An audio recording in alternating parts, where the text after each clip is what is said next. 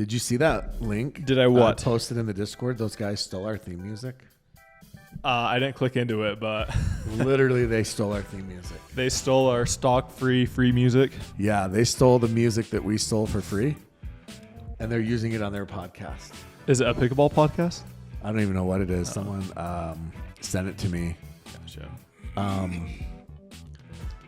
And I literally clicked on it. And I was like, what the? You should reach out to them. I should. Should I send them a cease and desist? Should we sick our lawyer on them? Should we send them a cease and desist? Didn't we get a cease and desist? How'd that go? Is that still pending? We don't talk about that. All right. Welcome back, everybody, to another episode of King of the Courts, KOTC. We are your hosts, Tyler and Jimmy Miller. The one and only. The one, the only, the original. The OG. The OG. Tyler, I had a sevens tournament this weekend. Can't wait to hear about it. Nothing crazy happened, unfortunately. Did play against a team coached by Super Bowl champion Emmanuel Sanders. You know who that is? That name means so much to me. It should. I don't know who that is. Anyways, he's little. Like, it gives hope. Like, you know, Johnny Goldberg gives everybody hope they could play pro pickleball. Uh-huh. This guy gives everybody hope that they could play in the NFL because he's like 5'7". I'm sure he was quick. Oh, it's quick. It's quickest guy ever. But just saying, size doesn't matter. I know some people beg to differ. All right. Moving on. Welcome back to another episode of King of the Court. Thank you to our title sponsor, the Picklr. You got to go with the tank top one of these days. Should I? The Picklr, we talk about them every single week. They are the title sponsor of this podcast. Without them, this podcast would probably not be possible, so thank you to them. They are the number one leading pickleball indoor facility in the entire world. Said indoor twice. I'll say it 5 times. Are they indoor. Safe. Yes. Safely indoors with the Picklr. They have sold over 500 locations. They have over 40 locations that are open. Memberships are going like crazy. Yeah, Tyler. Every week, it feels like, every other week, to me, they're opening a new location. Yeah, so they're opening new locations very frequently. And what they do with most of these locations is they do like a pre-sale. A founding member pre-sale where they offer you the best price, and once you get that, you will always have that price locked in. And so even if they raise prices down the road, you will still have that founding price membership. But did you know they actually cap their memberships? Yeah. I mean, you can't. This isn't like a Gold's Gym or a Vasa or a gym membership where they'll just take as many people as want to sign up. Right? Yeah. Because only 4% actually use the membership. Yeah. You are not in that 4% though. I use that membership. Yes. So what they do is they cap it because, you're going to piss off members, right? You have 5,000 members at one club, you're never going to find a court. Yeah. So there are clubs, Sandy, Scottsdale, Salt Lake, Henderson, that are actually almost sold out. Mm-hmm. So if you're not a member, go lock in your spot. Yeah. Sign up. I mean, like we said, there's top tier courts. There's nothing better. The other thing about the Picklr that I don't think that we promote enough is the community. The rollout courts? No, definitely not rollout courts. The community at the Picklr. I mean, it's, you're playing with similar people that are members of your club every day, right? When you go to the gym, are there dudes that you talk to? 100%. You go up to the most ripped guy and you try to talk to him. I love talking to guys. Yeah. But I'm just saying there's people that you see every day that you become acquainted with. Yeah. Right? And that's how it is at the Picklr. You play with those guys. You play with them in open play and tournaments. So the community is top notch. So check them out. Best indoor club in the world. Check them out. Yes. You say world now. There you go. Also, if you're interested in being on the flip side of that, owning your own franchise, owning your own business, being a part of this great community. Go check them out. Tell them that the guys at KOTC sent you. Thank you, Picklr, for your support. Also, we have a new update with Pickleball Central, another sponsor of ours, the leading online retailer in all things pickleball in the entire world. Yeah. We love switching around our codes. We love it so much that we are going to switch around once again So if you're interested in saving the most possible with any discount code, click the link in the description below. Yes. Or if you need to remember something, I hope this works. Go to pickleball.com. I just looked it up. Pickleballcentral.com / backslash or forward? / KOTC. KOTC. Yep. I just went. I just did it. Okay. So you will be on the KOTC page. There's no identifying factors. It is the KOTC page, just to be clear.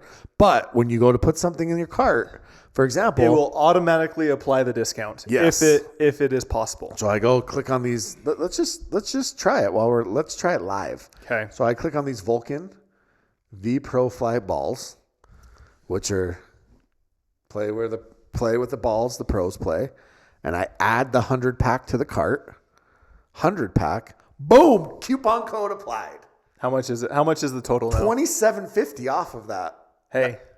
Off of $250. So yeah, that's very significant. That's not bad. That's not bad at all. So there you go. Pickleballcentral.com / KOTC. / We are slashing prices. It's like the Fruit Ninja. Yes. All right. All right. Last update. Also, if you are interested in attending as a spectator any PPA or MLP events, code KOTC works on all tickets, even VIP for MLP. Yeah. So if you are going to MLP Orlando, which is coming up, that's the next event. Everybody gets a little bit of time off. MLP Orlando, every premier team will be there. They're doing a massive kickoff. You want to see Annalie play with Megan Dazan for the first time. You want to see Tyler play with his new teammate, Mevish Safdar. I saw she dabbed you up after you beat Jay and Pablo. Yeah. Is that the first time you met her? Not that match, but the previous match, okay. Yes. Well, she was there supporting you, so that's pretty impressive. Yeah. If you want to see any of these new partnerships, these new teams, you want to check out the Carolina Hogs. Oink, oink. Carolina Hogs. I don't even know what to say about that. Literally. How do they cheer for them? I didn't think it got worse than the Chefs, but we're going to go Hogs. How do you cheer for the Hogs? You go, well, Pig Suey is what Arkansas Razorbacks say, and they're the Hogs. I don't know. But anyways, with that being said, MLP, I talked PPA, to Ben very briefly. Use code KOTC. He loves the Hogs name. Does he? No. He seems like a Hogs guy. Likes a good hog. Yeah. Can't wait till Orlando squeezes the Hogs. March Madness. By the time this releases, we will have a new national champion, and my money is on Houston. It actually was on Duke, but they got beat. So I thought that Duke was going to – I thought Duke was untouchable. They were up big on Houston. I have watched Houston play several times this year. Houston is scrappy. Because I'm a total Big 12 honk. And Houston's defense is ridiculous. Yeah, they're scrappy. They play insane defense. They're long. I thought when homeboy reached across and got that technical foul, the game was over. Yeah. But Houston pulls it out, and I think that Houston's got something for Florida. Yeah. I'm going to say my money's on Houston. Okay. And we know how good I am with predictions. Exactly. I think I finished dead last in my brackets. So I've made this comparison before, but March Madness is so much fun. Yeah. It's so much fun. You have so many upsets. And in my opinion, one of the reasons it's so much fun is because it is one game. Almost any team has relative equal chance of winning. You do see 16. There's been 2 16s that have beat ones. And that is how I compare MLP in the past to what March Madness was. Well, now we're one game. Now we're different with the traditional scoring, but when it was rally scoring, I really felt like it was very similar to March Madness. Where there could be an upset. In that there was so much energy. It was very exciting. However, not always the best team would win every single matchup. I agree with that, but I also think that you have got to bring your own energy, Tyler. We need the Utah Black Diamonds to bring energy. Oh, we've got plenty of energy. You do? Pardo, Ogden, they love literally energy. have zero energy. No, they have Ogden doesn't even know what the hell he's watching half the time. Pardo, yes. Pardo chirping at BCO was one of my favorite pickleball moments. But Ogden, no energy there. Love those guys. Zero energy. I would even go as far as calling him lethargic. Lethargic on I'd the sidelines. beat that guy 11-0 in singles. Hey, the silent killer. Anyways, I think it's a little bit interesting. March Madness is very entertaining. However, I don't always think the best team wins. Yeah. Which I don't know if it's a good thing or a bad thing. Yeah, that's why the unpredictability is what makes it great. Yes, but also you should want to see greatness being played. Okay, but you do. But I think over the course of an entire season, the cream rises to the top, right? Yes, I don't think anybody the best would argue team at the end of the season should win, and that's not always the case. That's not always the case in any sport, though. If you're playing 3 out of 5 games, 4 out of 7, like baseball or basketball finals, do you think the best teams won every NBA? And I would say what about majority. the Super Bowl? I don't follow football or baseball. Is that baseball or golf? Get out of here. That's one game. The NFL is one game. Yes, and I don't think the best team will always win that. They don't, but I don't think the best team wins the NBA Finals either. I would say, yeah. Majority. They're playing 4 out of 7 games, right? Yeah, but I mean, you can't get lucky 4 out of 7 times. I mean, maybe not lucky, but you could outplay the other team. Moving on. Pickleball or PPA North Carolina. PPA North Carolina Open. We need to talk. We need to get cut straight to the chase. It's beautiful out there. Beautiful, humid. I didn't realize. Took a couple victims, including Jack and his socks. Clever. You didn't realize what? How many schools are in that area?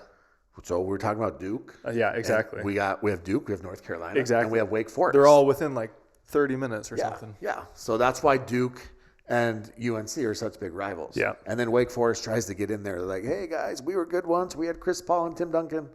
They try to get in there, but... Okay, talk to us about PPA North Carolina. Al Farouk Aminu. Do you know who that is? Nope. All right. Anyways. Okay, so PPA North Carolina. Look, I understand that logistically sometimes things happen. There's a tennis tournament the week before and a tennis tournament the week after. Mm-hmm. But the rollout courts have got to go. If you're playing indoors, I get it, right? You're playing at Fountain Blue. You're playing at... There's MLP coming up at the Chaffetz Arena in St. Louis. They're going to have rollout courts. Yeah. But when you roll out a court on a tennis court, I almost feel like players would rather play with tape lines on a freaking regular tennis court. What do you think? That's a pretty bold statement, but I could see some players agreeing with that. Yeah. So my issue with the rollout courts, I think they have a pretty bad rap at the moment, but in my opinion, most of the courts are actually, the actual material is not that bad. It's the application. Most of the time, they're just laying them out, whereas you need to be gluing them down or taping them down. So we're calling out PPA operations? Well, I'm just saying. Isn't that Liv Borski's boyfriend? That's MLP, isn't it? I think it's MLP. Oh, he's the MLP guy. Yeah. He's not. He puts the courts down? Yeah. Well, I don't know if he does courts. Okay. Anyways. But if you apply them properly, for example, it's the one dude. What's the one dude's name? Which one? Jeff. He's not there anymore. He's not? No. He got fired? He left. Oh. To my understanding. Maybe that's why the courts are shitty. Huh? Maybe. But Jeff, come back. For example, Elise Jones, she has a rollout court at her house. Yeah. And I would say 99% of the people would not be able to tell it's a rollout court. But they glued it down. But also, it's a different manufacturer. Hers is legit pickle roll. True. This is an Acrotech. True. And maybe there's some sort of proprietary difference there. Yeah. But if you're going to glue the courts down, you might as well. You probably can't take them up. Well, not only glue, but just tape. Yeah. Even taping. I don't think they were taped. Yeah. So we actually had courts, just so people know, that were blowing up in the wind, folding over. Mm-hmm. I think it was Jay and Callie against Jade in QD. The court actually blew up and rolled over in the match. The seams were cracking and breaking. Yeah. There's a video where you see players trying to take bubbles out of the court, and Jaume is dropping a ball, and it's literally going. Yeah. I mean, and you saw it, right? Like you saw the bad bounces quite a bit, or no bounces, I should say. There was a lot of interesting things. The other thing that I felt like, because it was humid, and anytime it's humid, the ball tends to soften a little bit. And then you have these courts where the ball's not bouncing as hard, like say off of an overhead. It was very hard. Or even just dinks. Yeah. But it was very hard to put a ball away. Yeah. on these courts. So you just got to find that dead spot and boom. Or you got to go full Lacey Schneemann. You see that angle she hit? Yeah, that's cool. Yeah. So, I mean, it's like, but I think good defensive teams actually help them a little bit. And I think that I honestly think that we might have saw a couple upsets because of that. Yeah. Yep. So let's get into it. But yeah, the courts.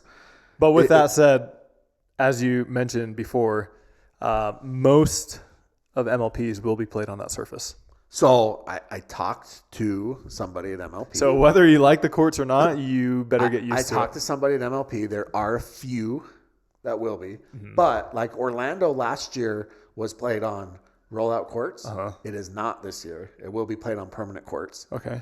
So that's good. But like New York, all the arenas. Yeah, New York, you don't really have a choice. But if you're playing anything indoor that's not at like a Picklr, yeah, you're going to definitely have to have a rollout court. Yeah, but I mean, and maybe they'll get better. I mean, maybe like you said, they're trying. Like, remember Salt Lake last year? It was pretty bad too, but it was bad because the floors in the convention center were crap. Yeah. But then people said that actually got a little bit better in Vegas. Yeah. I don't know. It's a tough situation. As I've said multiple times, I truly think pickleball is such a unique sport in that the conditions, they need to be near perfect for people, especially at the pro level, for players and spectators to truly enjoy the game. Most people don't realize that a grain of sand, a freaking pebble on the court, a leaf, if a ball hits that, it will affect the bounce 100%, and the other team's going to win the point. And you can't be having that in pro matches. Yeah, I mean, like I said, you can't be having dirt on the court. You can't be having these courts blow up. You can't be having leaves on the court. Yeah, I mean, the ball is so unique. This wiffle ball. Yeah, it doesn't take much. Doesn't take much. I mean, and it was super windy at times. Yeah. That's why I'm always advocating for indoor play, because that gives you the most fair opportunity, equal opportunity for both parties. The one thing I did like too was, the math. From what I've been told, is you can fit 4 pickleball courts on one tennis court. Generally speaking, yes, that's the math. Well, what they did was they rolled these out smack dab in the middle of the tennis court, literally like right in the middle. And so like a ball, like on grandstand, grandstand was bad. A ball would go past the player, and it's a 5-minute walk to go get the ball. They did have volunteers that were helping out chase the balls for most of the time. Yeah. Which helped, but not during those bronze I was watching the bronze matches. Everyone went home. Yeah, those goes literally like players would be like, shit, put their head down, have to go like walk to get the ball and then come back. You know how Sherry would hit the ball when he's playing singles away, so he had more time to catch his breath. He would love playing on GS. He absolutely love it. Yeah. Sherry's matches would be 2 hours long. He would accidentally kick it. So, yeah. Okay. All right. Let's go women's singles. Let's start with women's singles because that was so Annalie pulled out and she tweeted about it, said she sprained her ankle on these courts last time, and then Catherine pulled out. One thing to note is none of the players knew that it was going to be this material, this surface before arriving. Yes. And I think PPA needs to, and they will moving forward, is when they are playing on the surface, they will temper expectations. They're going to let people know. For example, they did that with Vegas, and honestly, as bad as the courts were, I think there could have been a lot worse feedback than there was, and that's because of tempering expectations. Yeah. I mean, look, there's a lot of players. You're one of them. Zane Ford, and you guys slide, right? You move quickly, you're athletic, and you tend to slide on the courts. Yep. These courts did not have any give. You could not slide, right? I was sitting with Parenteau, and he had heard that complaint, and he was watching one of the finals matches, and Jaume kept sliding. Yeah. And every time he slid, Parenteau said, "Look at that slide." I bet the whole court was sliding with him. So we go women's singles. So said, "Who said you can't slide on these courts?" That's pretty funny. So we go women's singles, and Sophie Abrams is the lucky loser thanks to Annalie pulling out, and she actually gets the 1 seed. Yep. So congrats to Sophie. I mean, good for her. And to be honest, she won the first round. She won the first round. Yeah. Won the first round. Ends up losing to Jeannie. Jeannie and Leigh play a pretty incredible match, honestly. I don't know if you saw it, but Leigh was on fire in game one. Well, that was a weird match because Leigh was on the fire in game one, 11-0. Yeah. She ends up losing the second game, 13-11. Yep. And then catches fire. But what's weird, though, is 11-2, like Leigh played really well. But Jeannie did not play bad. She didn't play 11-2 bad, right? She actually played well, and they had some good rallies and good points. I mean, Jeannie's getting good. Jeannie is now with Proton. Yes, Team Proton Jeannie.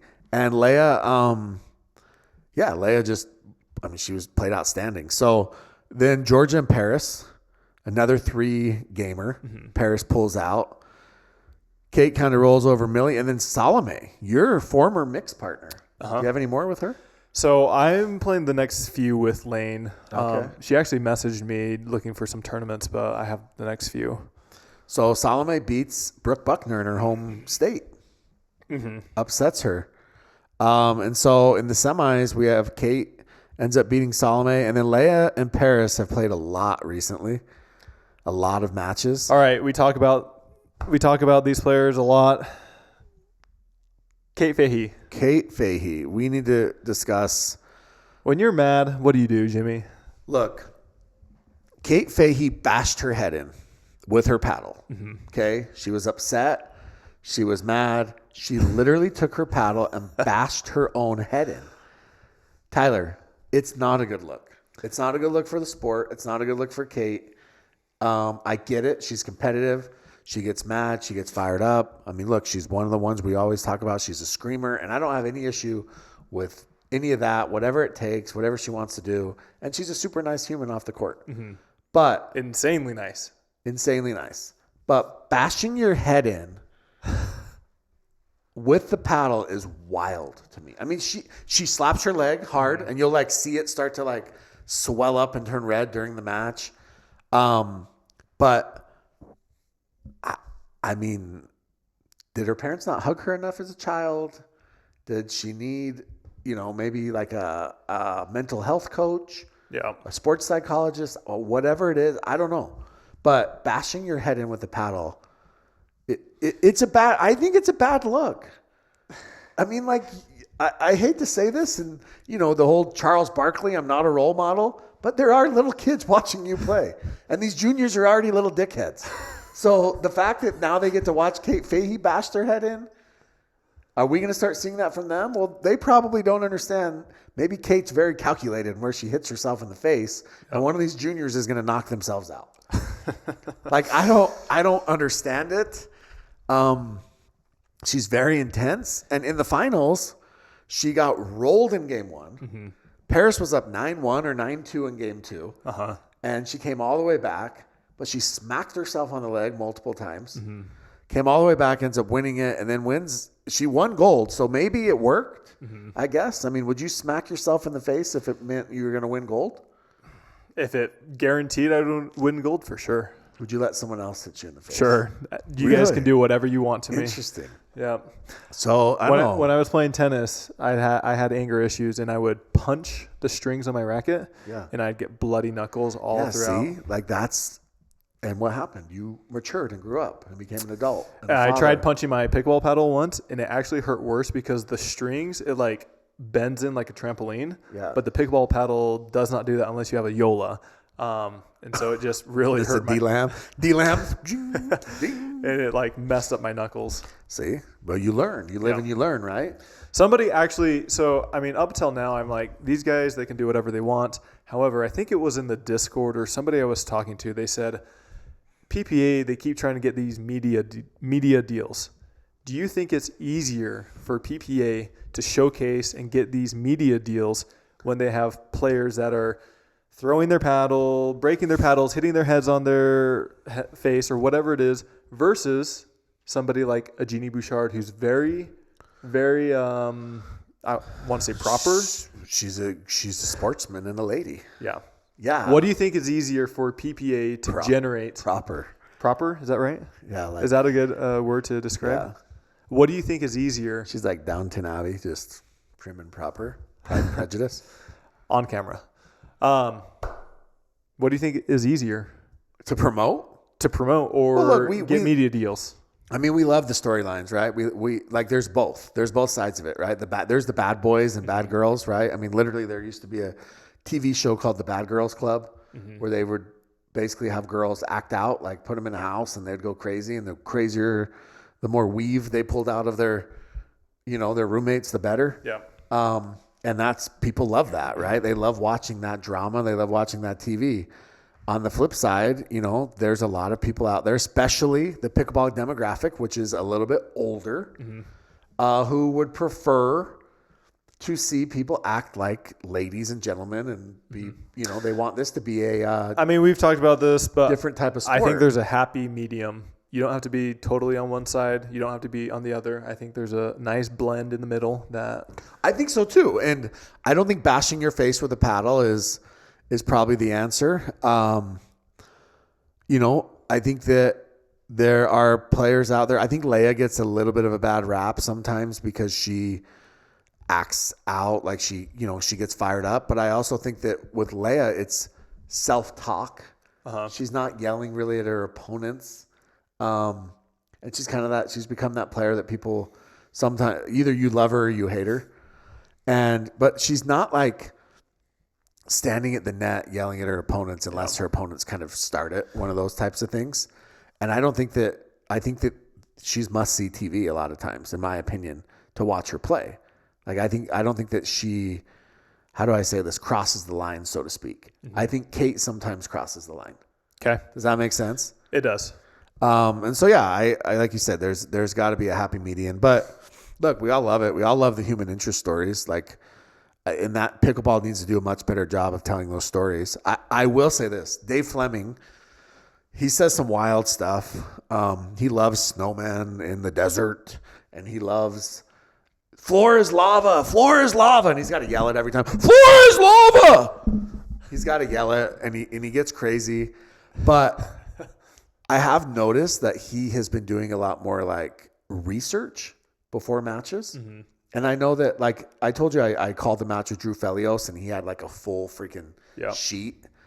Just a pro's pro. And maybe Dave's always done this, but he's starting to piece into like personal stories, human interest things about their, maybe their home life or what, like just for example, Jackie Kawamoto, he was talking about how she spent 20 hours with the Secret Service.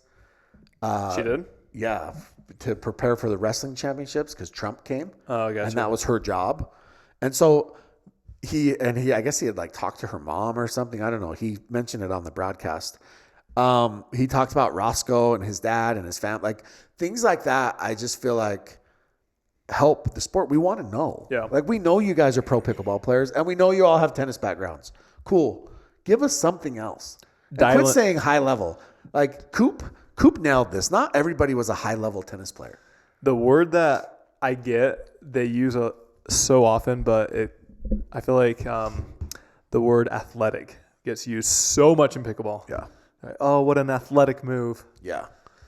Yeah, and like I said, like, give us something else. Like, I know that Paris Todd is dating Hunter Johnson. I know that. Give me something else. Right? Like, again, at the end of the day, like, give us something that, and I think that's why people watch our pod, is because we try to give them something else when we can. So, anyways, Kate, who just moved to North Carolina, by the way. From New York, is your gold medalist in the NC Open. Is this her first or second?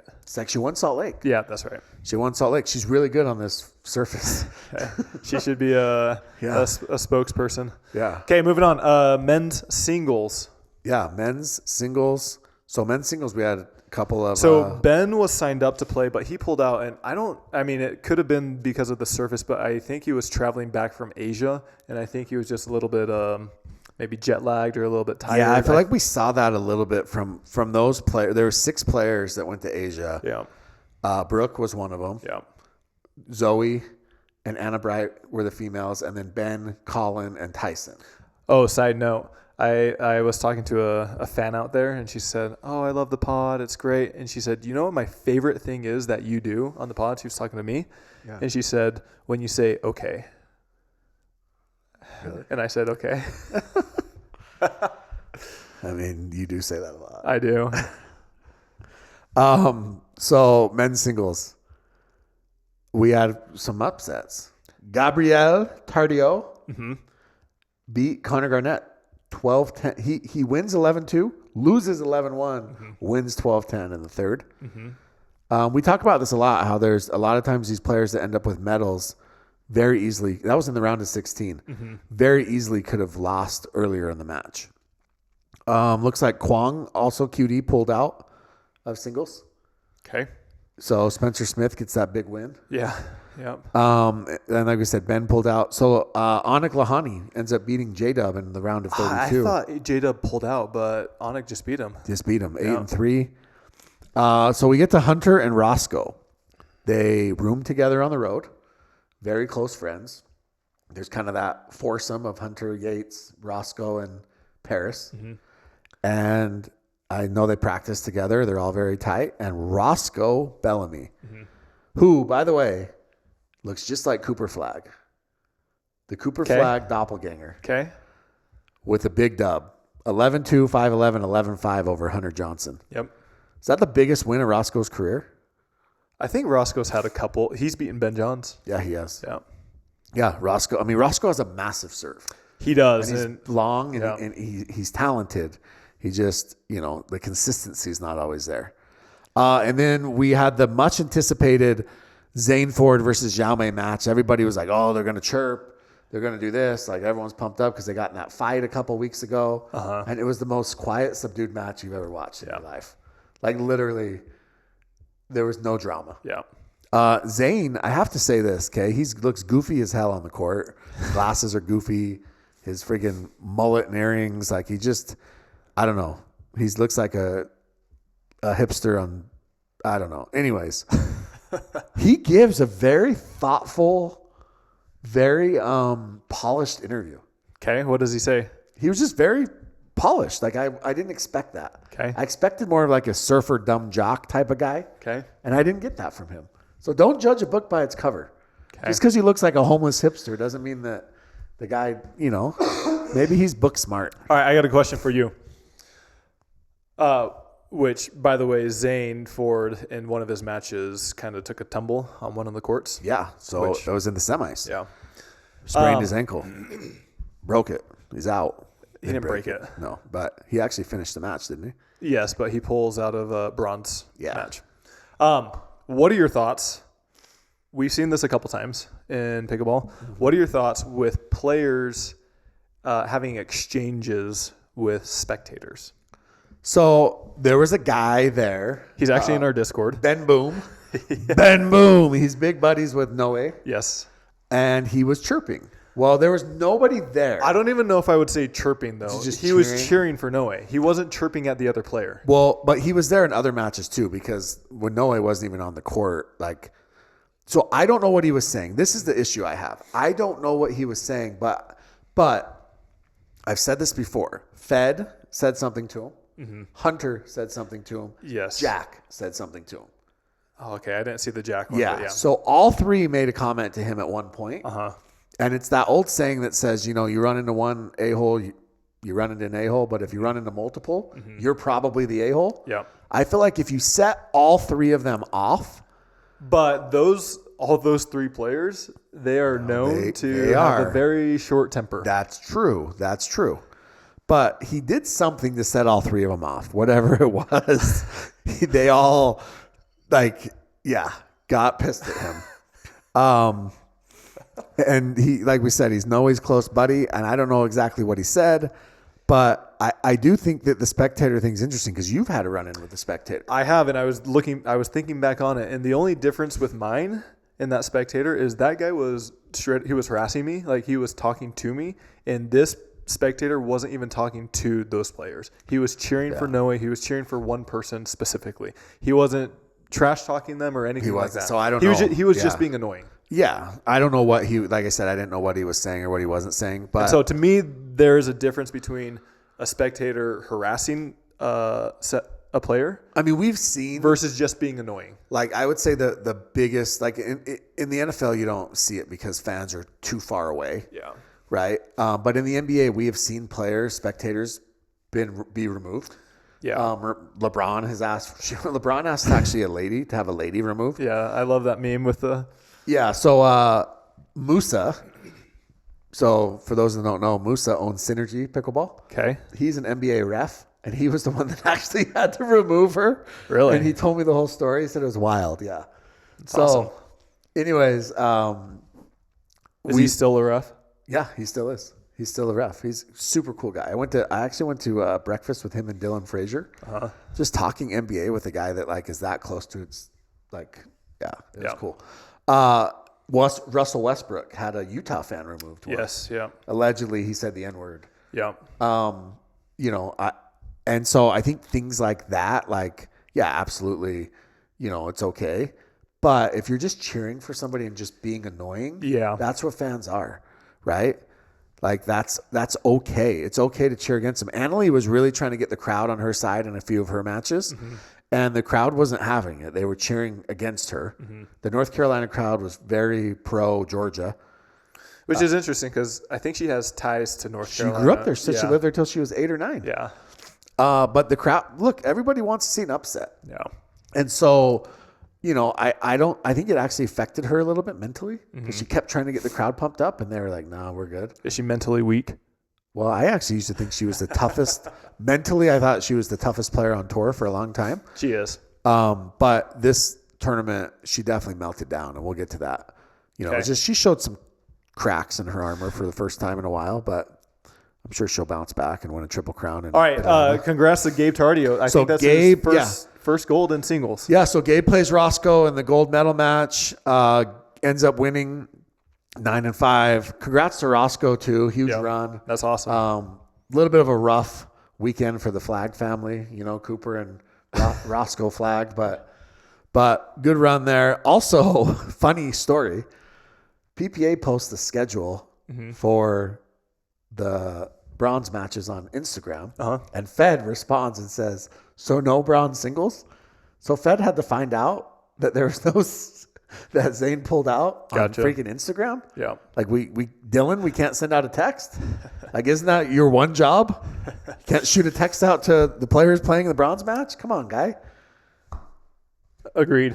Right? Like they have a lot on their plate. You can. Listen. Send a text. Okay. Real quick, we got to give a big shout out to our next sponsor, which is C&D Pickleball Nets. We love them. Best. We were talking about the temporary rollout cords. Now, C&D, they are kind of temporary, but they're also permanent portable nets. Yeah, look, honestly, if they had C&D nets instead of the crappy ones that they do use, probably would hold down those temp cords from freaking blowing away. There you go.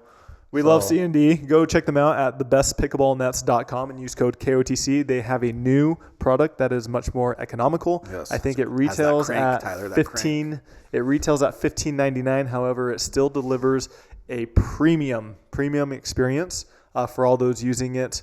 Did you see we had another ATP between the net and that little gap? Connor hit one of those. Is that the one you're talking about? I think Zane Ford hit one too. It's just a bad setup, and you don't get that with C&D. Yeah, yep. So we love their quality. We love them as people, really good people, and we love to support their business. So if you're installing a court, if you have a church, a gym, whatever it might be, reach out to them because, as we talk about every single week, they are the best pickleball nets available. Yes, in the market. Agreed. Moving on. All right. What to men's doubles? Yeah, let's go men's doubles. Okay. Men's doubles. So we have Ben and Gabe kind of in full swing now, playing. This is 3 or 4 together. Yes. Yeah. They've got 1 gold already, but they were not the 1 seed. No. Federico, Staxrud, and Hayden Patrickrin were the 1 seed.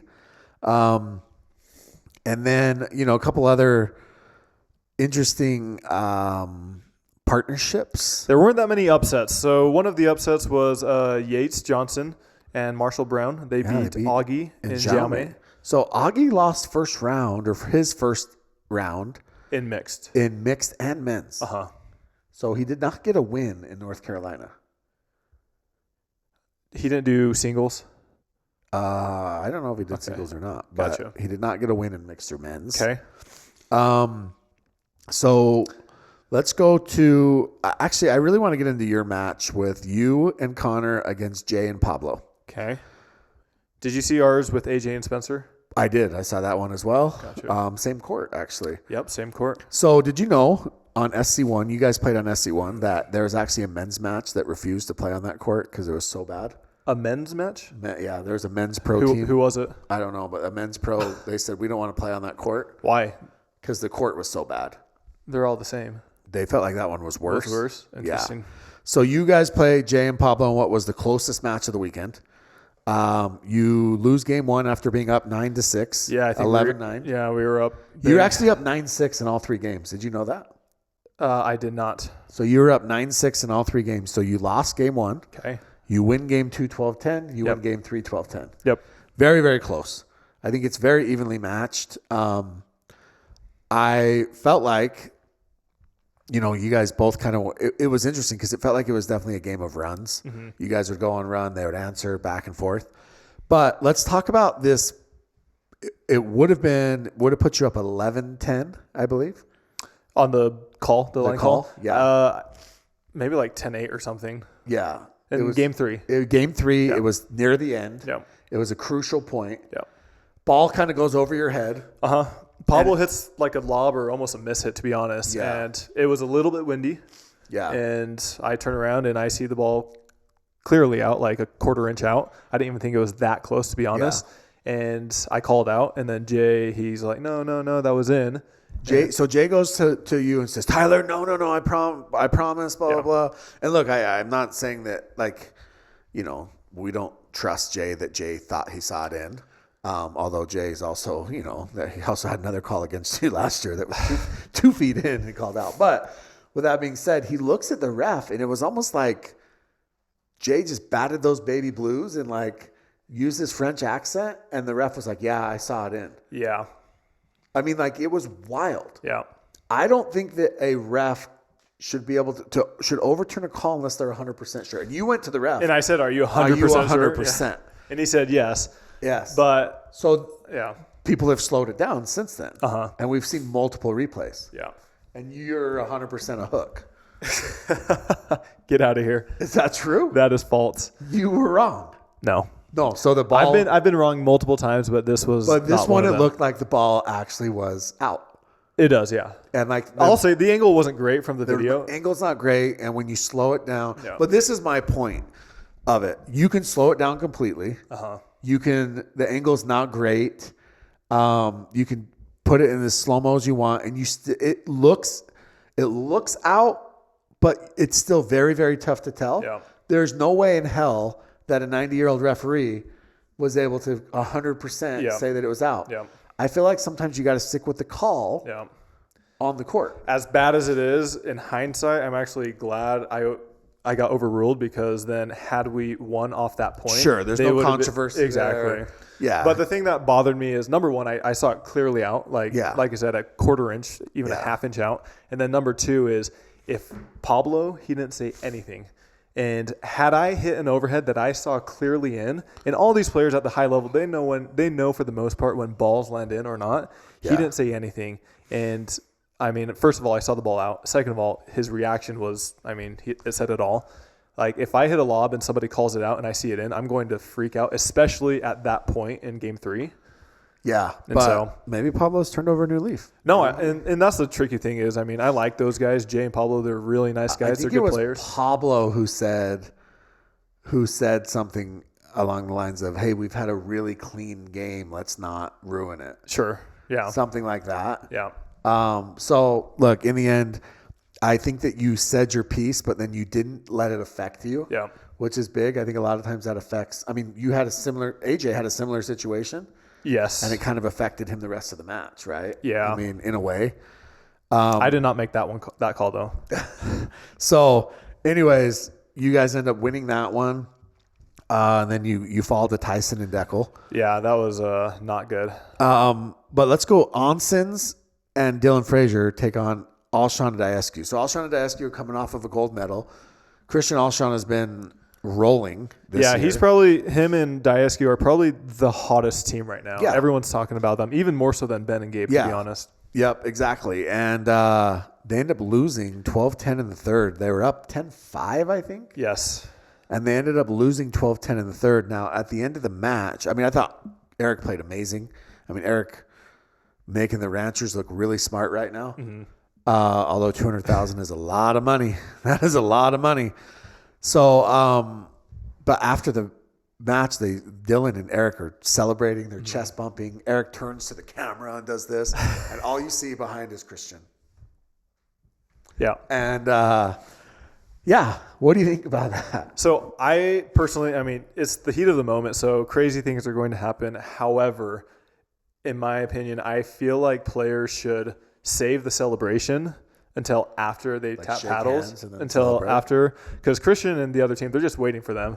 And it gets awkward for them to wait another 10, 20, 30 seconds when you just lose a match to watch them celebrate. I don't mind the celebration at all. Yeah. I think it was a little bit over the top, but that's fine. I mean, people love that energy. That's big for Eric, right? This is his first medal. It is, but I mean, I've beaten Ben Johns in singles many years ago, and I don't recall myself jumping up and down and doing crazy things like that. I've had some big wins in doubles in the years past, and in every single one of those wins, I don't do those crazy things. You're also 10 years older than him. Sure. Maybe there's a little immaturity there. Maybe. Well, it is probably 10 years, but I mean, when I beat Ben Johns, I was probably close to his age. Yeah. Yeah. So, I mean, I think it's good. I think it's good for the sport. It was super intense match, but I agree. The only thing on the flip side is, I mean, Alshon, he's done similar celebrations as well. 100%. The thing with Alshon is just walk off the court then and don't tap. Yeah. And then you can tap when you're on the bench getting your stuff ready, you know? Yeah. But that was an incredible match. Yeah. Insane. I mean, go back and watch it. If you haven't watched it, it was an unbelievable match. I mean, it's kind of the Eric Onson's coming out party. So the other one that was interesting was so Hayden and Fed. So they have mic'd up the benches again. Yes. They're back to being mic'd up. Did they tell you guys this? No. I look over and I see it and I say, I got to be careful. Yes. So they're mic'd up and they're listening in on bench conversations, which I love, by the way. And if you love pickleball, it's great. So Deckel and Tyson beat Hayden and Fed in game one. Mm-hmm. And then they're up 7-3 maybe, 7-4 in game two. Uh-huh. Timeout, Hayden and Fed. They sit down. And Hayden says something that I think some people might take as being cocky, but I actually loved every second of it. Uh-huh. Hayden says, dude, we're better than this team. Mm-hmm. We're way better than them. We don't need to be hitting everything perfect to specific spots. Mm-hmm. We don't need to be, overthinking this. We are the better team. Let's just go out and be better. Yeah. And they went out and they were the better team. They are the better team than Tyson and Deckel, mm-hmm. right? They're the more skilled team. They're the more athletic team. They have faster hands than them. Not that Tyson and Deckel aren't great, but they are the better team. And they came back and they won game 2, 11-9, and they won game 3, 11-4. Yeah. And I love that Hayden, 19 years old, was we don't need to overthink this. Mm-hmm. Let's just go be the best version of ourselves. I actually thought that was pretty sick. For him to say that to Fed and be dude, no, quit. Let's quit worrying about. And he's saying it to a guy that's 10 years older than him that is probably, more of the leader on that team. How old is Fed? I think he's 28 or 29. Really? Yeah. Gotcha. So instead of, Man, some of these pickleball ages, I'm just totally lost. Sometimes I think they're older and they're younger. Sometimes I think they're younger and they're way older. Yeah. But I just thought that was great to be dude, let's quit trying to, Yeah. So anyways, Hayden and Fed end up beating Tyson and Deckel. Ben and Gabe roll through Onsons and Dylan. I think that. What happened there? 11-0, 11-2. Which one? For the bronze. Oh, so then in the bronze, Onsons and Dylan played Tyson and Deckel for bronze. And look, I'll be very honest with you. It seemed like Tyson and Deckel really didn't want to be there. Okay. Just seemed like they were going through the motions. The Marshawn Lynch, we're just here so we don't get fined. Mm-hmm. And man, if only they could have done that in our match, that would have been right. Your match meant something though. Jeez. Nobody cares about bronze, Tyler. Nobody. No, there's people. I think that they should play bronze on Saturday night. They should play bronze on Saturday so people can get out of there if they're not in the finals. Yeah. But people do care about bronze for sure. I just feel like coming back, if you're coming back and the only thing you have is a bronze match, it's tough. I mean, if you've never gotten a bronze, I have very few actually. So that's different, right? Eric and Dylan, like Eric, it meant a lot to him. Sure. Tyson and Deckel have a million of them. Yeah. So they end up winning 0-2. Yeah. And then we get to the gold match. Did you ever apologize to Tyson? For what? Those comments you made about him? I don't need to apologize, but I do think that Tyson has there was a match between Deckel and Tyson against Brandon French and Wyatt Stone. And Memes of Pickleball posted it so you can go watch. And they're arguing back and forth, and there's a hindrance in the middle, and Deckel's yelling at Brandon, and Brandon's asked for Don Stanley. Yeah. And, Brandon's a chirper. That's what he does. He's very funny. I love Brandon French. Deckel did not like it. He kept telling him to grow up, Brandon, grow up, which I thought was also funny. And they just kept fighting back and forth. And this poor ref was like, I do not get paid enough for this shit. Like, you guys. So, but Tyson was like the most mature person on that court. He was the adult. He was the adult. And he was, and I think that we've seen that a lot from Tyson. I actually think that he's a very good sport. Yeah. Like even in losses. So, yeah. Anyways, gold medal match. I don't know if I told you or said it here on the pod, but me and Connor played Tyson and Deckel actually in Masters of this year. And me and Connor played very well. We beat them in 2 games. And after the match, Tyson actually texted me and Connor and congratulated us. Yeah. I mean, like I said, I think that look, dude, you do reach a certain age in life, and it's like perspective changes. For some. There's still a couple people out there that still. Well, that's true. I mean, there's still the Travis Rettenmeyers of the world. But yes, perspective changes. So, anyways, gold medal match. Tardio and Ben, they end up winning 11-9, 11-5, 10-12, 13-11. I think if Hayden and Fed could have won that game 4, I think they would have won the match. Felt like they had some momentum, but so this was a smaller tournament in terms of points. Do you think the smaller tournaments in terms of points, like the thousands, do you think those should just be 2 out of 3 games or keep them at 3 out of 5? I remember someone mentioned that. I think it was Paris, right, who said that she thinks that slams. Yeah, I mean, there's a couple of players that have talked about it. She thinks that they should be 3 out of 5 and the rest should be 2 out of 3. Yeah. I don't think so. I like all the finals being 3 out of 5. I think that, you mentioned it earlier, right? Like anything can happen. Yeah, in my opinion, you'd have a lot more 3 out of 5 upsets in 2 out of 3 versus 3 out of 5. Yeah, exactly. I mean, if Ben Johns and Annalee, I think they would get upset a lot more in 2 out of 3 versus 3 out of 5. Well, the talk has always been you want to get Ben and Annalee or Annalee and Catherine, you got to get them in the earlier rounds. Yeah. Right? Because 3 out of 5, it's like generally 3 out of I would guess, and I don't know this, we'd need like a Ben from Real Clear Stats, but I would guess that like in 2 out of 3, the best team wins, 80% of the time, 85% of the time, and 3 out of 5, it's probably 95% exactly. of the time. Okay, moving on to women's doubles. But first and foremost, we got to give a big shout out to Vulcan, who is a sponsor of this podcast. Vulcan Sports, we love them. I use their paddle, love their paddle, and they also are the official ball sponsor of the PPA and MLP Tour. The V Pro Flight right here, we love it. Plays great in all conditions.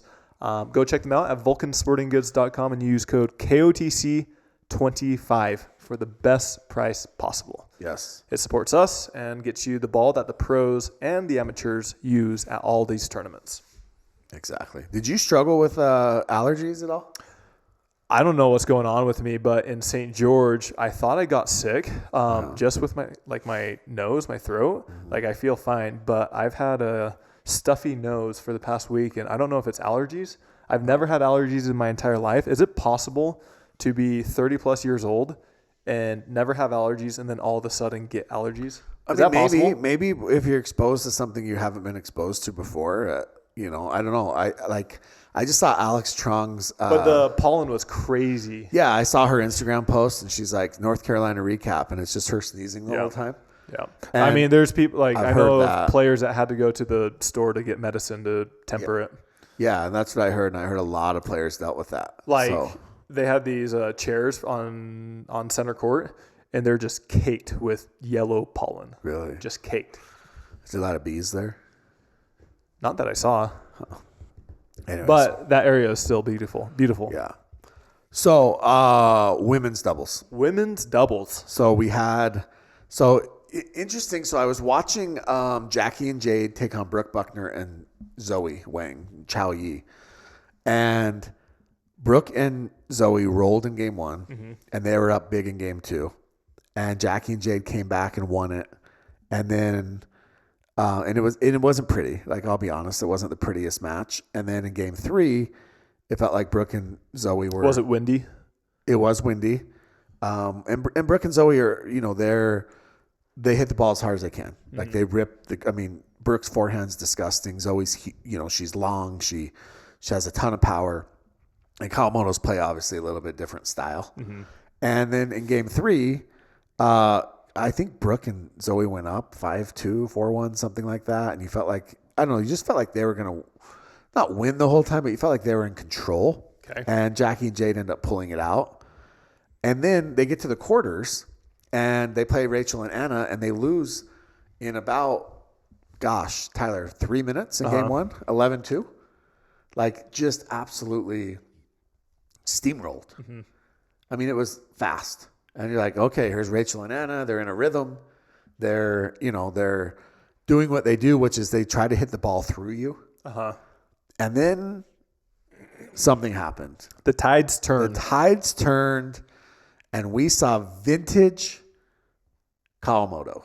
Okay. We saw forehand, freaking topspin roll dinks. We saw. I think somebody in the Discord said that. I don't know if it was this match, but one of the Kawamotos lobbed like 27 times. Okay, so in the Brooke and Zoe match, so it was both. Jade, I am not joking, Tyler. I bet Jackie lobbed a couple times, but I bet Jade lobbed 20 plus times.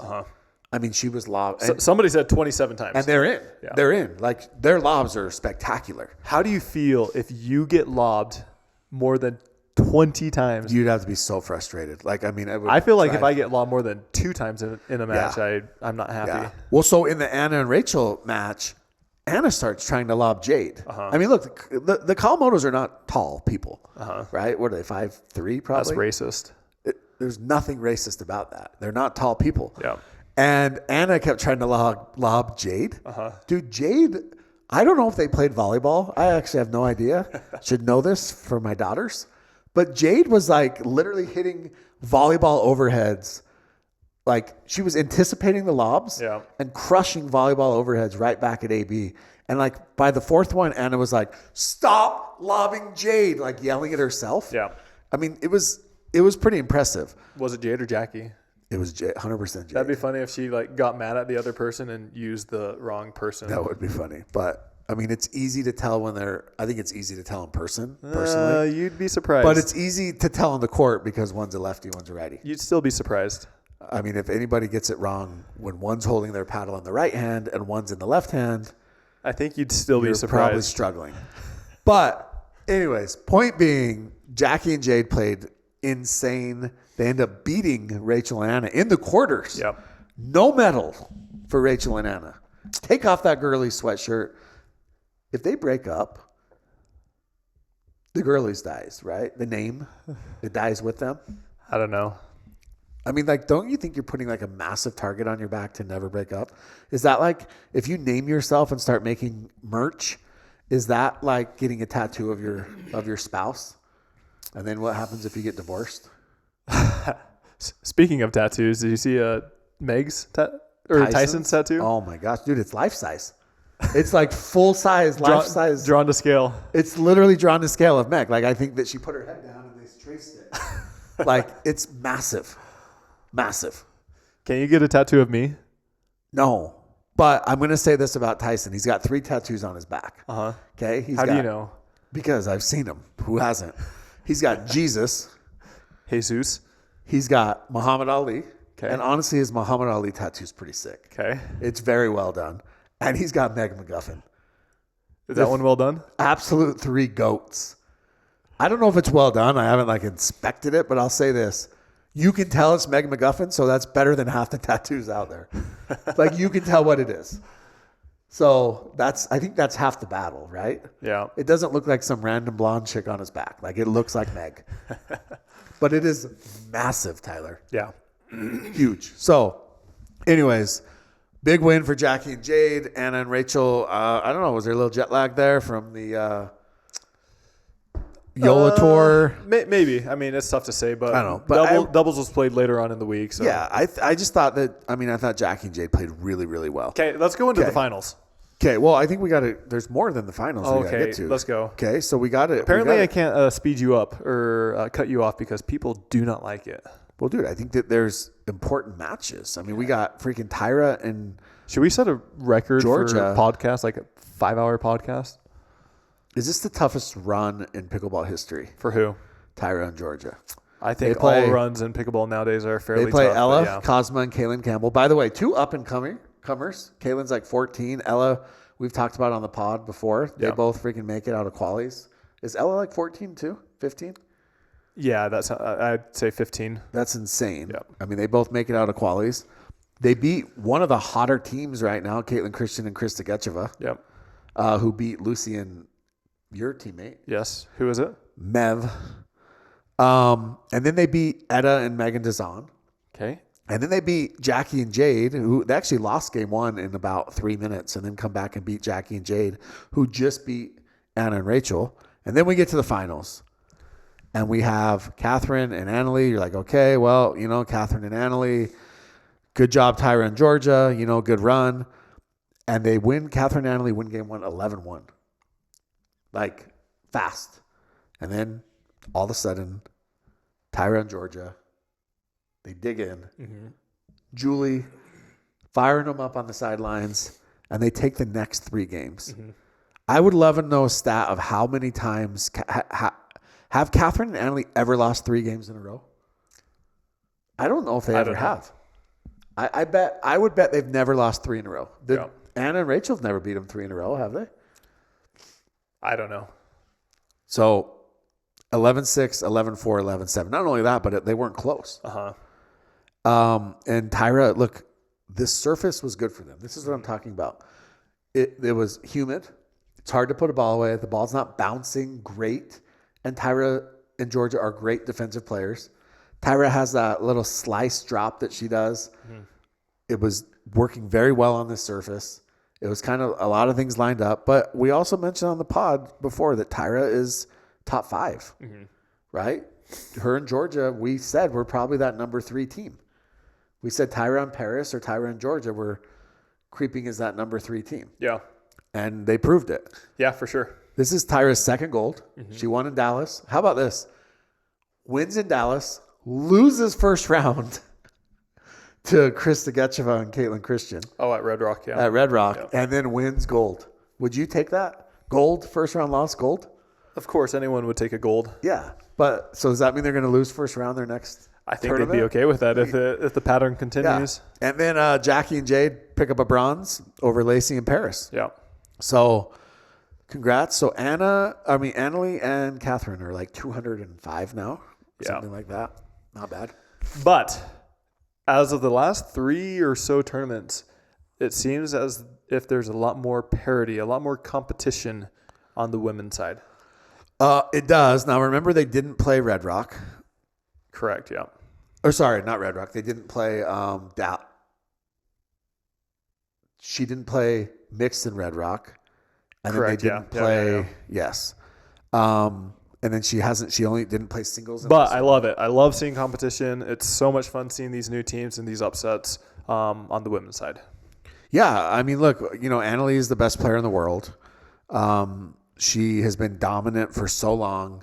And is the gap closing? I don't know. Is this a one-off? I honestly don't know. But the reality is it's fun to see players kind of, upsets. And like I said, she tried to get the crowd behind her a bunch, and they weren't. And I think that the crowd wasn't behind her because they kind of want to see upsets. Mm-hmm.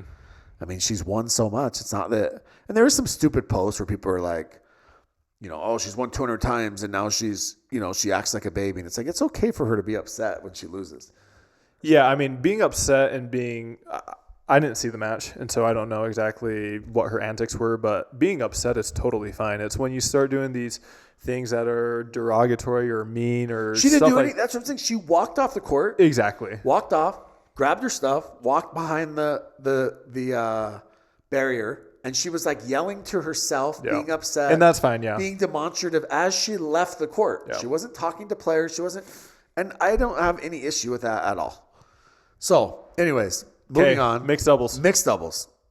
I mean, again, here we go. We got Annalie and Ben rolling through everybody, right? I mean, they beat Jackie and Dylan 4-6. They beat Tyson and Lacey. Tyson and Lacey played them close the first game, though. They did. They beat AB and Fed 4-2. Mm-hmm. So we're like, here we go. Annalie and Ben. Look, Annalie's lost a couple times in the finals in women's. Mm-hmm. But her and Ben have lost, twice in 2 years. Mm-hmm. Right? Which one of them was recently, though. Yeah. And we get to the finals, and we got the Johnsons, and it's like the Johnsons have never beat them, or they beat them once, something like that. Yeah.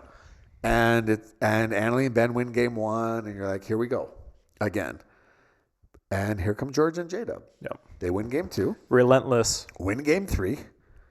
And then we get to game 4, and Annalie and Ben, you're like, all right, they're going to turn it on. And Ben takes over, plays phenomenal. They win 11-3. Mm-hmm. So we go to game 5, and you're like, okay, Annalie and Ben are going to pull this out. Jorja and J-Dub are going to lose another one in 5. And I think they were up 8-6, something like that. Ben and Annalie were. Mm-hmm. And Jorja and J-Dub just keep chipping away and chipping away. And then it got weird. So, Tyler, it's 8-8. Annalie starts taking Ben's thirds. Uh-huh. Like with her two-handed backhand instead of Ben's forehand, which was weird. She misses a dink to go down 9-8. They get in a hands battle. She hits it long out of the back of the court, a ball that she doesn't normally hit long to make it 10-8. And then on game point, she hits another one long to make it 11-8. Wow. And it was like she's very mentally tough. Uh-huh. I've said this before. So I think she's one of the more mentally tough players in the game, when she's playing the game on tour. But she kind of melted down a little bit. Uh-huh. And Ben even showed some frustration with her. When she was taking his thirds and things, which you don't see that very often. It was like she just got really tight. And I think after losing the women's final, she's like, I don't want to lose this one too. Uh-huh. But Jorja Johnson. And JW. And J-Dub. But Jorja Johnson, 2 wins over AL. Yep. On the same day. Yeah. And, of course, J-Dub. How old is Jorja? 19. Okay. And J-Dub? 22, 23? 23-ish. So they're young. Yeah. Julie was crying. Julie's kids. Yep. Did you ever have that talk with her? No, I need to, though. I think Julie and I would be friends. Yeah. But, I mean, they played phenomenal. And, again, Ben and Annalie loses for their second time this year. Uh-huh. Annalie loses in women's. She didn't play, so she did not. So they did this whole montage about her 150 golds. She did not win a gold in this event. Yeah. Wild, right? Right now. Yeah. If Annalie and Ben were to play Jorja and JW 10 times, how many times are JW and Jorja winning? 2. Okay. Before this tournament, I would have said 1. Yeah. Now I'll say 2 to 3. Yeah. Yeah. I mean, I think that confidence is a massive thing. So here's the other thing I have an issue with. Okay, we talked about Fleming a little bit earlier. The floor is lava. Yes. But going into this match, he kept talking about a pissed off Annalie and revenge, and Annalie's ticked off, and her and Ben and she's mad, and blah, blah, blah. And there was never any talk about, how about Jorja being confident, and Jorja just beat her in women's, and Jorja flying high right now, like Jorja knows what it takes to beat her. Mm-hmm. And it was all about this pissed off Annalie Waters revenge tour, ticked off, and almost like Jorja and J-Dub were just going to roll through them because Annalie was mad now. Real quick, player criticism. They need to make sure the commentator's booth is far enough away from the court where they're in a room where the players can't hear them. Yeah. They were doing a good job with it, but I feel like the last few tournaments, they've put them pretty close to the court, and you can literally hear the commentators talking as you're playing. So they used to have them in the truck. Mm-hmm. and they would do it from the truck, and now they actually have them courtside again. Interesting. Yeah. Yeah. And so, I think that when it's quiet, you can literally hear Dave Fleming he stands being up very loud, as the point is going on. Yeah. I mean, he stands up and yells. Yeah.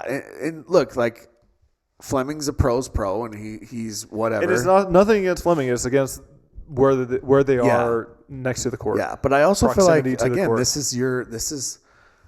I just feel like they just glossed over Georgia and a big win in women's doubles. And, Tyra's playing great. Georgia's playing great. And all we got to hear about was Annalie being pissed off. And this is what I mean. I talked about this on the last pod where Annalie's always on center.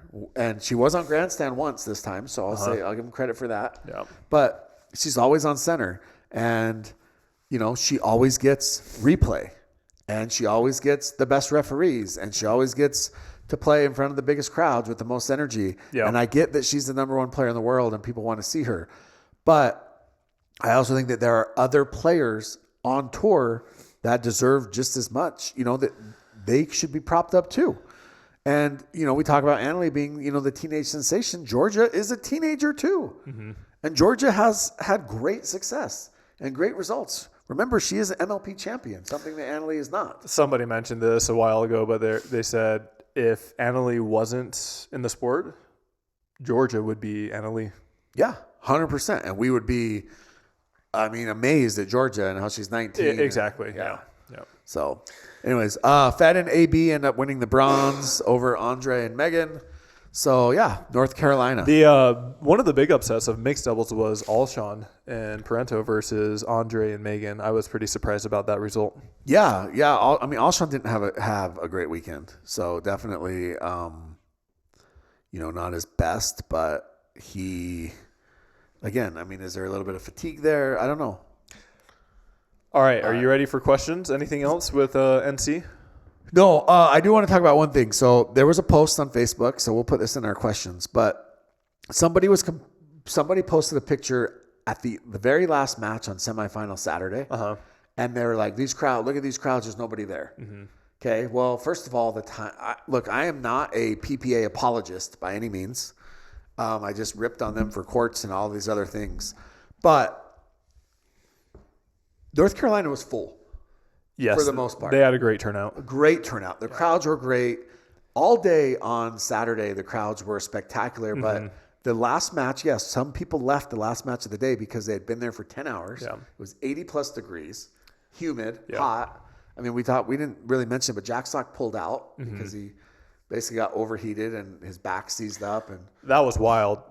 Yeah. Wait 30 minutes to play a 5-second point and then pull out. Yeah, and then pulled out. But the crowds were good. Mm-hmm. And then people started complaining about saying that, the reason the crowds suck, which, by the way, they didn't, they were good, was the cost. Mm-hmm. And they were talking about the cost of a ticket. So I just wanted to do a little research. So a cost for a courtside ticket. Mm-hmm. So generally what they do is they start them about $50 for the morning session and $50 for the afternoon session. For the day pass or the courtside? Courtside pass. Okay. Not the grounds center. Pass, but the courtside. Okay. And then as they start to sell out, they raise the price. Yeah. So that's not abnormal. So what they call that is, they do this in baseball. It's called dynamic ticket pricing. Yeah. So like the Giants, for instance, I go to Giants games every year. The Giants, when they're playing like a crappy team, they will charge a less amount than if they're playing the Dodgers, right? And they call it dynamic ticket pricing. So anyways, the average price of a Major League Baseball ticket last year was $53. Okay. That's for a 2-hour, 20-minute game. Okay. NFL, $377. Okay. NBA, $94. Now let's get to things that maybe you can relate closer to pickleball. Major League Soccer, $51. Okay. A tennis event that is not a Grand Slam, $96. That seems awfully high. Grand Slams, $500. And a PGA Tour event, day pass, $315. Those seem very high. You don't think a Grand Slam would be $500? Not for the average price. That's the average. Or the median price. That's the average price per my Google search. So I've been to U.S. Open for tennis, and it was not $500. Really? So U.S. Open has said average ticket price last year for U.S. Open was $537. I mean, that might be the average, but it's not the median. I mean, you can go to the bleacher seats, the nosebleeds, and get them for $50 to $100. Well, I mean, Tyler, I'm killing your story right now. No, it's not killing my story. I'm just telling you, if PPA is charging you $100 or two, even say you get in late and it costs you $200. Okay. You're there for 10 to 12 hours of pickleball. Yeah. You're not there for 2 hours or 3 hours like one of these other games. Yeah. I don't think that's that crazy. Yeah. Right? Now, look, I get it. I think it's, it's people like it's pickleball. It's not but it's not that crazy that for someone to go out and spend $100. Not only that, the people that are going, most of the people that are going, they're diehards, and they get to be so close to the action. They can talk to these players if they want to, for the most part. Interacting with other fans, interacting with players, seeing the operation, seeing the layout. It's all really cool. Average price for U.S. Open ticket. Yeah, I mean, I did not pay $582. I'll tell you that much right now. Well, Tyler, when's the last time you've gone? It was probably 3 or 4 years ago. It does say tickets can start as low as $41 for early matches or grounds admission. Yeah, but that's not the average price. Okay, anything else with PPA North Carolina? No. I mean, again, I think it was, we're still learning. I'll just say that. Okay. There are no PPA tournaments for a couple weeks. The next event will be in MLP Orlando. And so next week we'll kind of do a preview of MLP tournament. But for now, we will get into questions. But first and foremost, Jimmy, tell us about our next sponsor, Holey Performance. Holey Performance. So what I love about Holey, Tyler, is that, well, look, we're just in North Carolina.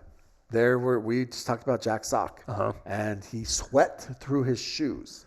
Yeah, some people sweat a lot. Yeah, and you start to lose things that your body needs. You lose minerals. You lose vitamins. You start to lose. Obviously, you need electrolytes to replenish. Yep. And Holey provides that for you. I also noticed in the match, Tyson, he's a sweater. Mm-hmm.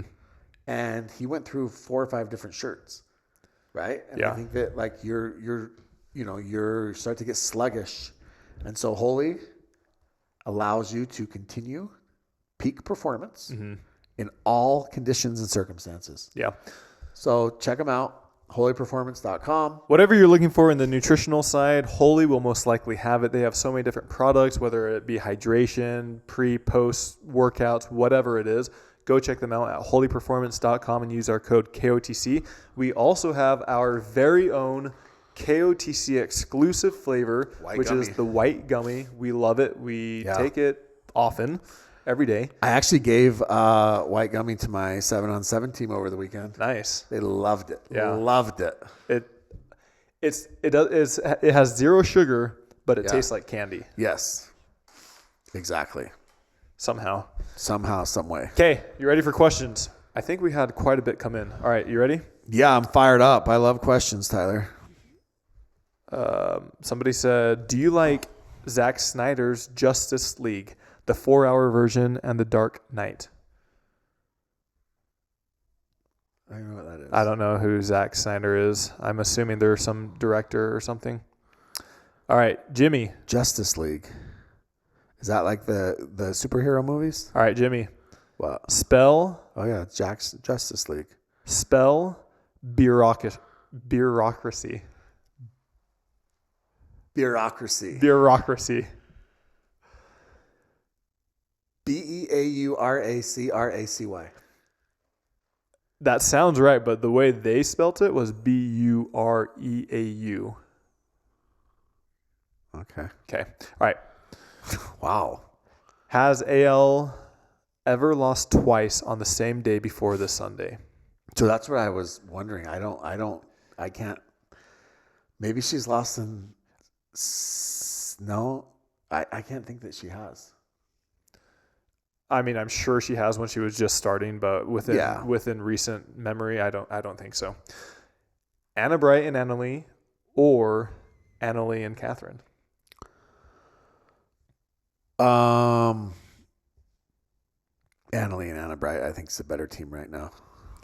Could be. The only thing I'd say is I would imagine they're not immune to losses, Anna Bright and Annalie. So even if they started losing, people would be saying the exact same things with Anna Bright. Well, I mean, look, people are already saying that AL and C. I mean, you lose once when you're that dominant. People say, oh, they should break up. And so I've already seen like, oh, should AL go with Jorja? Should AL go with Tyra? Yeah. Should I, and it's like, or Anna Bright. Should Anna Bright start breaking up with Rachel? Yeah. It's crazy. Is Annalise, a lot of Annalie questions. Is Annalise poor sportsmanship when she loses a bad example for juniors and be addressed? Look, she's not a graceful loser by any means. I'm not giving her any doubt with that, but I also don't think she shows up her opponents when she loses. Mm-hmm. And that's the difference. Does she throw a fit? Yeah, 100%. But she doesn't show up her opponents. And I don't have any issue with her walking off the court, yelling at herself, being upset, as she leaves. Like, I just don't. I mean, I'm glad she's upset. I'm glad she cares. Now, if she was, yelling at her teammates and showing up her opponents, then that's different. Anna Bright cheering only for Hayden versus Gabe in men's doubles, both on her MLP team. Yeah. Tell us, Jimmy. Tell us. I don't know if she's only cheering for Hayden, but I know that her and Hayden have a very close relationship. And didn't they go on like a 30-mile hike? Yeah, 30. I think it was like it was like a 40-something miles. Yeah. So, yeah, I mean, yeah. This seems like a genuine question. What does Colin do better than Gabe in men's doubles? Take less court. Move over. Let Ben. I think Colin is probably a little bit more consistent. He is more consistent. And he might be better at resets. Yeah, that's probably fair. I also think that, truthfully, strategically, Ben probably misses Colin a little bit when it comes to strategy against certain teams. Because Colin is very smart, So I got a question here. Fahey acting like a crazy on the court, bashing her head in with her Pro XR. How is this setting an example for the younger generation? Thinking it's okay to act like a loony on the court. PPA should fine her. Tyler, thoughts? I don't know about a fine, but I don't think it's the best look. But no fine? No. Okay. Next question.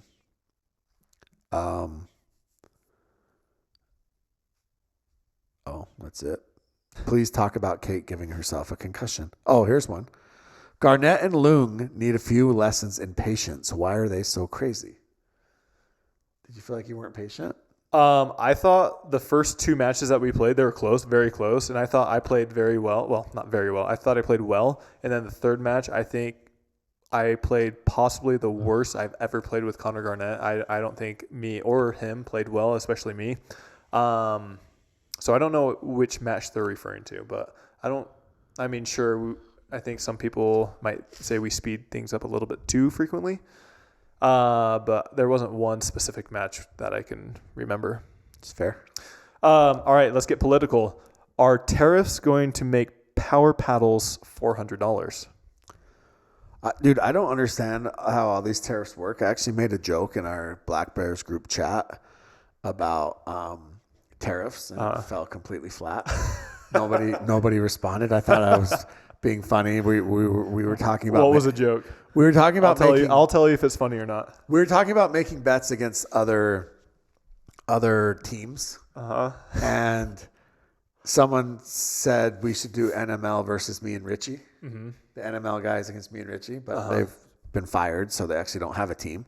And I said that they would have to add 25% to whatever we take off of them for the tariff because they're Canadian. Mm-hmm. No response. I thought it was funny. Nobody responded. Tariffs are very interesting. There's some people. So I see both sides of the story. There's some people who think they're incredible, and then there's most people who think they're a very bad idea.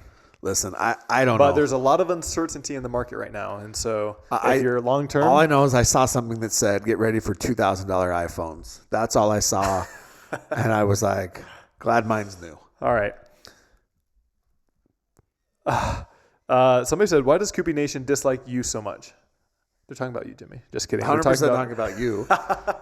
Yeah, why, Tyler? That is a great question. I mean, whatever you say is going to get clipped, so you might as well. What's an epic response? You might as well, say something because it's gonna. I mean, you want me to tell the story? I will. Which one? About basically you use somebody's real name on Twitter. Oh yeah, that's fine. I mean, they started it. Yeah, you were getting trolled on Twitter. Every time you posted something. This was what, a year and a half? Year and a half ago. Every time you posted something on Twitter, they would essentially reply with some sort of like GIF. Yeah, they would troll me. They would troll you, and so you said, "Thanks." There's this account that basically has their name in the account, and I used that full name. I said, "Thank you, so and so." Yeah, and that's all I said. Yeah, and you use their full name, which is like 2 letters added to their account name. It's not. I didn't think it was that serious, but I understand they try to stay anonymous. That person ended up deleting their Twitter. They ended up deleting their Instagram because, again, they want to stay anonymous. But yet they'll make all these called posts. You an asshole. What's his name? Yeah, Kenji here in Utah. Yeah, who lives in Utah. I confronted him. And then ever since then, you have been public enemy number 1. Yeah. Or, well, probably like number 3 or 4. Yeah, but I feel like I've been sliding down a little bit. Yeah, but anyways, anytime, he likes to post you getting bagged. He likes to post things that you say or do that are, you've kind of made that list. There's 4 or 5 people on that list, and you're on it. So maybe take it as a badge of honor. I don't know. Is that good? Like, should I feel accomplished or? Yeah, look, I mean, he shows up to these tournaments with his mom, and it's like, okay. Yeah, I mean, look, do his thing. Again, I have said plenty about players. I'm zero, like I'm not throwing stones in a glass house. His account has essentially become, a way to make players look stupid and silly. And, some people like that and think it's funny. And I'll be honest, I look at it and there's certain clips that he gets that I think are great. All right. And then, but you have made the list. So. And maybe I'll be on the list someday. No, you'll never be on the list. You can say whatever you want. All right. Fox broadcast numbers were not ideal. What changes to broadcasts would you make to boost those numbers? Okay, so I have a massive pet peeve right now. Why the hell can we not see the damn baseline of the court? Why can't we see the whole court in frame from that side angle? It's awful. So Jorja hits a freaking backhand flick down the line, and we never see that it lands in or out. Mm-hmm. We don't even get to see it. Or someone hits a lob, and we hear Dave be like, "Oh, what an incredible get!" We never see the player get the lob. We just see the ball come back over the net. We don't see them run it down. It's like we don't have the technology in 2025 that'll cost you an extra $10K to fit the entire effing court in your camera. Yeah, like it's stupid. It's ridiculous. You literally miss a quarter of the court. Yeah, I think it's awful, and I think that's something that needs to be fixed. They don't do that in singles, right? There's no way they. I don't know. I think it's always that little corner you can never see. No way. I mean, they have the camera behind the baseline. Yeah, they'll use that one. They use that one, but if they ever use the side camera, you can't see the whole court. Gotcha. And so, I mean, it's awful. You don't see, like I said, you don't get to lobs. You don't get to. There's all sorts of shots that you never see, and it's just annoying, to be honest. And that, number one, I think that's a huge issue. Second thing is Fox. One, it started late, right? So you kind of came in the middle of the time slot. Number two, it was going up against March Madness on a Sunday. Like, not to sound, like I think it's great that PPA got that slot, but there was a reason that slot was open. Yeah. And so, yeah, there's just other things that need to happen. The other thing is J-Dub and Jorja, okay? Oh, and look, that Fox spot, they put Annalie on. Of course they did, because she's the only person that they ever put on TV. But J-Dub and Jorja versus Ben and Annalie, there was an 86-shot rally in that match. 86 shots. It was 86 dinks, and then one speed up at the end. I think actually ended up being an Annalie backhand flick down the middle. Nobody that's not a pickleball purist, you and I were like, oh, great, look at the way they're moving them around. Look at them targeting Ben's left foot, all these things. If you're flipping the channels, Tyler, and you come upon pickleball and you watch 86 dinks in a row, you're changing the channel. Mm-hmm.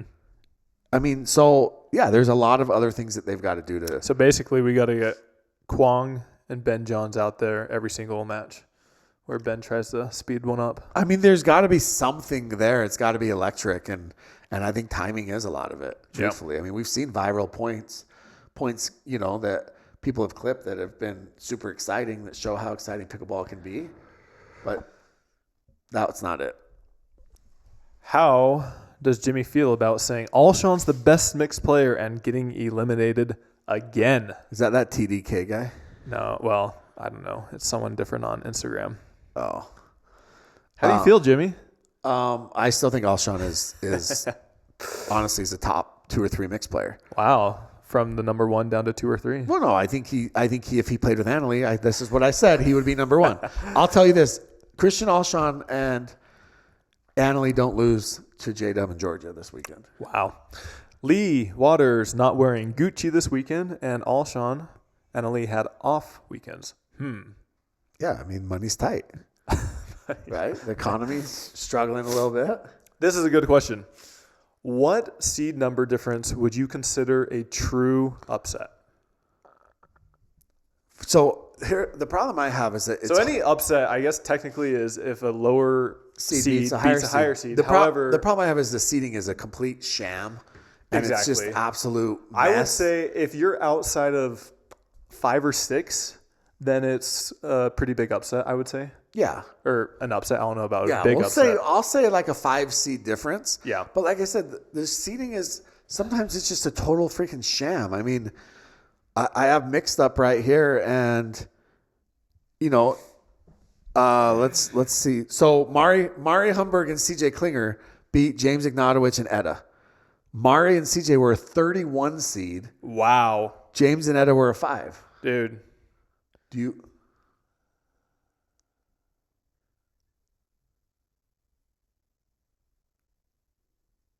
Whoa. Is this April 1st? No. So Catherine just posted. Catherine and Annalie are breaking up? What the shut the? Wow. So we just got a notification that Annalie and Catherine will not be playing this year or the next few tournaments. Did she just post that? Yeah. Wow. Breaking news on the pod? Well, by the time this gets released, it will not be breaking news. Yeah, she CP did like a thank you post or something. Wow. Crazy. I did not see that coming. Me neither. So now who do they play with? Tyler, let's talk about it. Oh my gosh. I think her options would be Anna Bright or Jorja at this moment. Yeah. Thoughts? I think Jorja is the can't be. Yeah. Jeez. The only thing with Anna Bright is she has that history already with Anna Bright. Jeez. But does Anna Bright drop Rachel? She would drop her. Do you think? Anybody would drop anybody for. If Annalie committed like the rest of the year, I think she would drop her. But if it was like for 1 or 2 tournaments, I don't know. Yeah. Crazy. I wish so should we read it real quick? Sure. Annalie, I can't express enough how grateful I am for the time we've spent together on the court, from the laughter to the hard-fought matches. Every moment's been unforgettable. You've pushed me to grow as a player, and I'm thankful for your partnership. Wishing you nothing but success as you continue to shine in your pickleball journey. Love it. More competition. We need this. Yeah. Crazy. Hopefully, Catherine can have some success. Yeah. I mean, Catherine's still a great player. Yeah. Just got real interesting. Wow. These top players, they're cutthroat. If you don't perform, if you guys don't have success, boom. Yeah. Crazy. Wow. Yep. Somebody just said, Tyler and Jimmy, it's time to re-record the pod. Right? Should we just clip this portion right now? We should just clip it and get it out ASAP. All right. Let's do like 1 or 2 more questions. So kind of ironic. I'm reading this right now. Why won't Annalie not entertain another mixed partner if Ben is doing an appearance overseas? Because she doesn't want to lose, but I really think it's because she doesn't want to lose. Like, I think it's a lose-lose situation for her. Right? I mean, if she were to win the tournament without him, then I don't know if that would be a lose. Oh, that's true. Somebody said that Catherine and Annalie are still signed up for Atlanta. So we'll see if that will be their last tournament. We saw that with Ben and Colin. They announced that they were splitting, but they still played one or two more. Yeah. This is a good question. What's the balance How about CP taking the high road? CP's very classy. Yeah. What's the balance for fans approaching and asking for a brief convo after a pro match?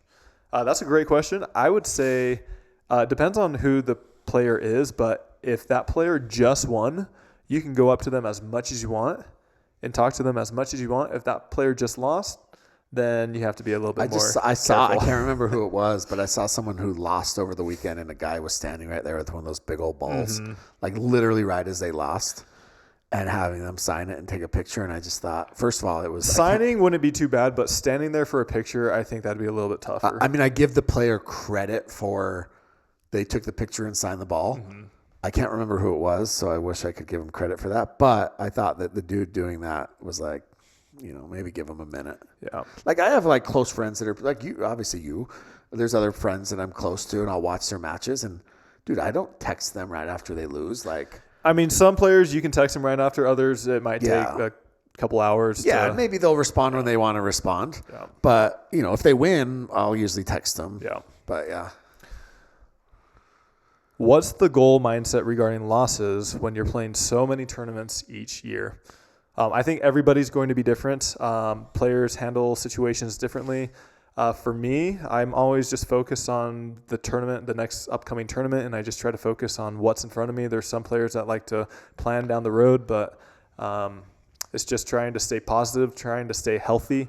If you're staying healthy with all this traveling and everything like that, it's easier to be motivated and have the energy to compete in these tournaments. Yeah, I agree. Man, we have quite a few more questions. We'll just try to do a few more. What makes an amateur tournament great? Is it registration cost, free lunch, venue, cash prize? What are your thoughts, Jimmy? You've played in amateur tournaments. Yeah, I think what makes it great is, number one, you're not playing against the same people you could play with like on a regular basis. So I think new faces make it fun. The speed of the tournament, you're not sitting around for hours and hours on end, right? And then making it feel as professional as possible. So making it feel like, like these amateurs are getting the same treatment as like a pro. And I know that, it's hard to do it, but the more professional it feels, the better. So like something like a referee, right? Like the lunches and food. I don't think people really care about that. And then the final thing is something cool, like Fall Brawl every year in St. George, they give hoodies out. Yeah. And you see people still wearing those hoodies. So I hosted a tournament, my own tournament in 2020, and I still see to this day people wearing my shirt, the tournament shirt that I gave out. I have a couple of them. Yeah. I have the black one. It's pretty cool. The gray one or the blue one? What? I have a gray one and a blue one and a black one. I have a black one, and I have a different color one. I can't remember. It's the light blue. Yeah. Yeah. Yep. Okay, we'll just do one last question, which I think Jimmy should have fun with, maybe. Who are the worst losers on tour, sore losers? Christian. I mean, Christian's a absolute horrible loser. Annalie is not a great loser. She hasn't lost enough to learn how to lose. But, yeah. And then Fed's not a good loser at all.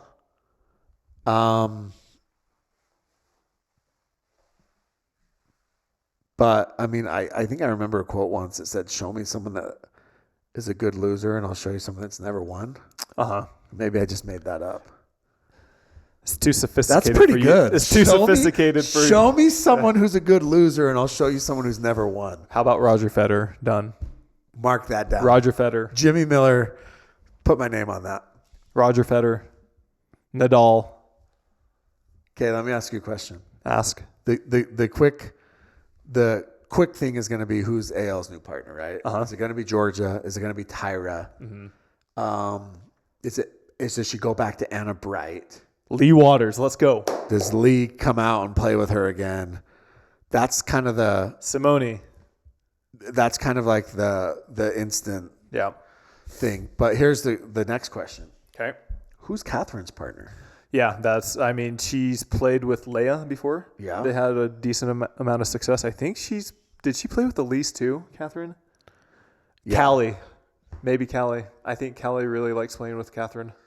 I think she gets someone better than that. Like, I like Callie, but here's what I think. Okay. If you see if the partnership breaks up, if Catherine and Tyra. If Paris and Jorja or Paris and Tyra break up, do you see Tyra and Catherine? How long was or what about this? If Anna and Rachel break up and Anna goes with Annalie, do you see Rachel and Catherine? How long was their partnership? 2 years? A year and a half? 2 years. 2 years. This has been the third year. Right? Wow. Okay.